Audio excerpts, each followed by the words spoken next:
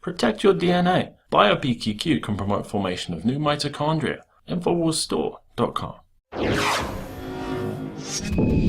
Welcome into the Nightly News. I'm Owen Shroyer from Infowars.com, and tonight we kick off with a response to Barack Obama's town hall last night. Now, I expected this town hall to be completely purposed in attacking Donald Trump, trying to make Donald Trump the bad guy, finding whatever angle they could to try to steer CNN voters away from Donald Trump. Now, it did not end up being that type of a town hall with President Obama last night. However, just like any time President Barack Obama speaks, there's plenty of lies, there's plenty of misinformation, so we have to call him out on it. This is one of my favorite segments to do. It's called, or it's been called, Let's Roll to the Next One. So here is President Barack Obama's town hall last night on CNN. Let's start with the first clip.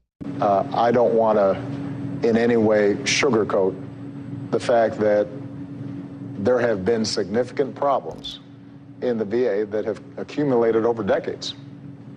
So there's Barack Obama admitting that the VA has major issues, and then he talks about how these issues have been building up over decades. Well, you know, my problem with this, Barack Obama, is that it's your administration and it's your policies that have put the needs of individuals who come to this country illegally ahead of the needs of veterans. Now, we've got all kinds of case studies that can prove this. In fact, we know that people who come here illegally as refugees get a bigger stipend from the government than veterans do. So if Barack Obama is going to sit here and admit that there's major problems in the VA, he better look himself right in the mirror and admit that his policies are partially responsible. Let's roll to the next one. Honoring our flag and our anthem is part of what binds us together as a nation. Now, this was great. He was asked about the Colin Kaepernick kneel and the NFL players kneeling, and we'll have more from him on those. But he just admitted right there that this is a divisive tactic. He just admitted that it's the national anthem that brings Americans together, and it's something that is an honorary tradition here, especially before sporting events or any event, that brings us together. For that moment, we all stand in united as part of this union. So he admits that Colin Kaepernick's taking a knee, or any athlete. We've also seen Megan Rapinoe from the United States soccer team take a knee. So there's President Obama admitting that that is a divisive tactic. Let's roll to the next one. Part of what makes this country special is that we respect people's rights to have a different opinion.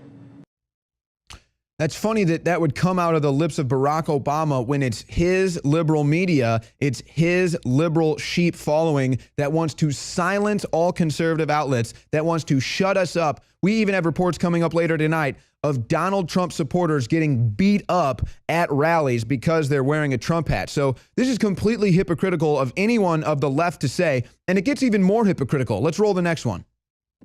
We fight sometimes so that people can do things that we disagree with. And I want everybody to listen to each other. Really, Barack Obama? You want everyone to listen to each other? You're fighting for my right to free speech, to speak out against you, to speak out against Hillary Clinton? And then he says he wants everybody to listen to each other. Let's roll to the next one. Unfortunately, you've grown up hearing voices that incessantly warn of government as nothing more than some separate, sinister entity that's at the root of all our problems. Some of these same voices also do their best to gum up the works. They'll warn that tyranny is always lurking just around the corner. You should reject these voices. Well, reject these voices? Wait a second, Barack. You just said you want everyone to communicate. You just said you want everyone to hear one another. Oh, but that was him just a few years ago at a commencement speech telling you to ignore voices that are the conservatives, that are Infowars.com, that are Michael Savage, warning you about government tyranny, warning you about government corruption, which includes him. He wants to silence those voices. He wants you to ignore those voices. But here he is last night saying he wants everyone to listen to everyone. This is a perfect example of the left. They want you to listen to everyone when everyone shares the same viewpoint as them. But if somebody has a different viewpoint, they want to silence you and they want those voices to be ignored. I love when Barack Obama gives us the perfect opportunity to show how he is a complete hypocrite. Let's roll the next one. What I have been careful about when I describe these issues is to make sure that we do not lump these murderers into the billion Muslims that exist around the world, including in this country. Yeah, he wants to be careful about that, folks. He wants to be careful about not lumping people into one group. Even though Hillary Clinton did that with Donald Trump supporters, I would even say that he's done that with Donald Trump supporters. He's done that with police officers. He's done that with white people. Again, more total hypocrisy out of this man's mouth. Now, the amazing thing is the question was addressed to him, why won't he say the words radical Islamic terror? He went on an answer that probably lasted 3 to 4 minutes. Hey, guess what? He never said radical Islamic terror in his answer. Shocker. Let's roll to the next one. Well, as a Christian, I'm not going to let them claim my religion and say you're killing for Christ. I would say that's ridiculous. That's not what my religion stands for. Call these folks what they are, which is killers and terrorists. Now, here's the thing about that. They're also Muslims, okay? So I understand what Barack Obama is saying. If I'm a Christian and there's people going around chopping people's heads off, stabbing people, shooting up nightclubs, blowing bombs up, homemade bombs all over these cities, and they claim to be doing this in the name of Jesus, and I'm a Christian, I would say, that's not my religion. Don't lump me in with those people. However, I wouldn't be offended if you said radical Christians. But here's the difference, Barack Obama. That's not happening. We have case after case after case of people saying Allah Akbar and then going out and committing atrocities, going out and committing terrorist attacks. So again, he refuses to say radical Islamic terror. He stands up for the religion of Islam, which that's perfectly fine. You have the right to whatever religion you want in this country, but let's not be fooled. These are radical Islamic terrorists who are terrorizing this country now. Let's roll to the next one.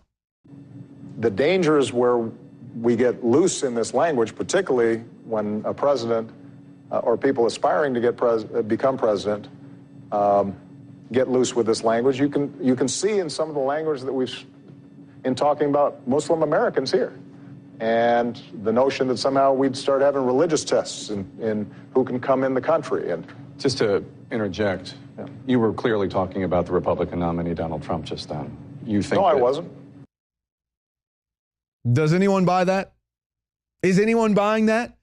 He clearly goes right after Donald Trump and his policies. Jake Tapper, shockingly, with that hideous tie, calls him out on it, and then he denies it. I tell you, the boldness of this guy is simply stunning. He literally goes like quote for quote trying to attack Donald Trump on his immigration policies. Jake Tapper's hideous tie calls him out. He says, I wasn't talking about Donald Trump. Oh, of course not. No, I don't want to get into this. What an absolute bold-faced liar. Let's roll to the next one. This is going to be a challenge that we have for a while. It is possible for individuals or small groups of people to be inspired, even though they're not directed by Islam from the outside, even though there's not a complicated plot. Inspired by Islam. And these so-called lone wolf terrorist actors are going to be our biggest danger. So he just basically told you that you just need to be prepared and you need to accept lone wolf terrorism coming to America, and there's just nothing they can do about it. It's just organic, it's homegrown now, and there's nothing you can do. He even says that these events are being inspired, but he won't say radical Islamic terrorism. Again, I don't see the Bible inspiring people to go kill people. I don't see, priests and cardinals and bishops inspiring people to go commit acts of terror, but we're seeing this in the religion of Islam. This is just a fact, Barack Obama. I don't know what rock you're living under, but it must be pretty cozy under there. Let's roll to the next one. If you look worldwide, the number of terrorist incidents have not substantially increased. Well, how about if we just look in America? How about if we just decided to look in America? I know that this is not something Obama likes to do, but here at Infowars, we like to look at America. We're Americans. And in America, under your administration, terrorist attacks are now becoming the norm. In fact, it's so bad now, folks. You can't even keep up with all of these terrorist attacks. They happen so much. I mean, it is really sad. So Obama wants to sit here and act like the world is a more peaceful place. But look within, look domestically, folks. It is without a doubt, terrorism is striking this country at a much greater ratio than it was before Barack Obama was president, at least in the number of events. Let's roll to the next one.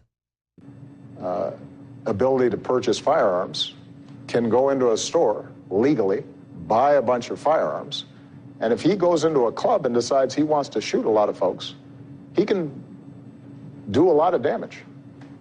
So now Barack Obama is, to me, he's basically making a battle cry for all of these terrorists who want to come here and do just that. And then he wants to blame guns. And of course, the ultimate irony is, and this is why he says that they can get away with it. If there were good citizens there with a gun, they would stop the radical terrorist with a gun immediately, and how many people died would be minimalized. But he doesn't want that. He only wants to have guns himself. Let's roll to the last one. What this legislation did was it said if a private citizen believes that having been victimized by terrorism, that another country didn't do enough to stop one of its citizens, for example, in engaging in terrorism, then they can file a personal lawsuit, a private lawsuit in court. And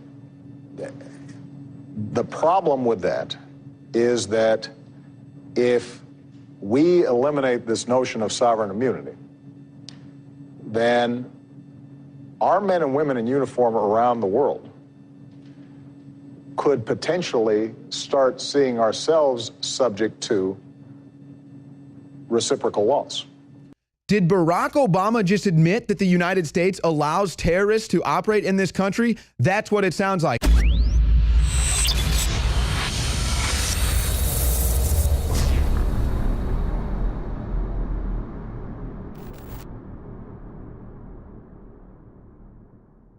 November 12th, fighting Rashad Evans in New York at Madison Square Gardens. I'm coming to not only win, but to dominate. I need to make an exclamation mark to the entire division that I have been and I still am the best fighter in that division. I have 2 months to get ready for the fight. I'm gonna go to Albuquerque, New Mexico, to Jackson Winklejohn MMA. We're actually gonna bring some cameras from Infowars to film some of my fight camp.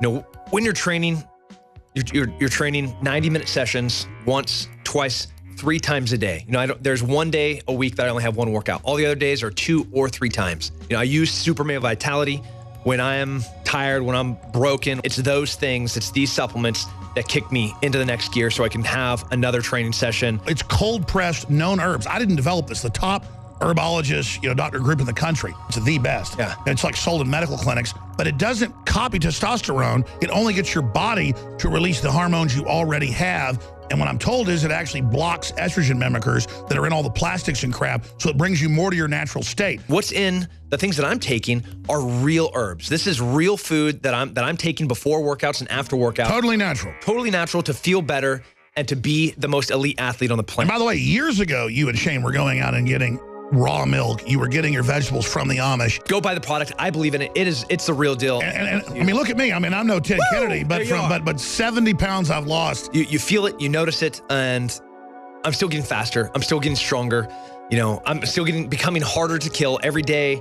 With Super Male Vitality, X2 and other products, it's helped me lose over 70 pounds of freaking fat. I gained back about 30, 40 pounds of muscle. I'm a pretty big guy. And it's incredible what Mother Nature gave us, and your purchase supports everything we're doing. But you heard Tim Kennedy, who I never intended to be a sponsor. I like it. You know, is it evil of me that I don't want Hillary's camp to start using any of our supplements? Because she might actually get a little healthier. You know, we thought of that as a joke to send her some Super Male Vitality, and people said, well, wait, we don't want to help her. It might actually help her. No, but really, like, it affects change. I take Super Male Vitality every single day. I love it. My wife loves it. My coaches love it because I have energy nonstop. There's a foundation to being an athlete. You know, there's kind of the 4 cornerstones. You got to have healthy sleep. You have to have that workload, that hard work in the gym or every day and your job, whatever that is, hard workload. Then you have to be intimate. You have to be connected with your spouse or whoever you're with. And then lastly is nutrition. All of those are equally important. They all play parts in how you are healthy as a man.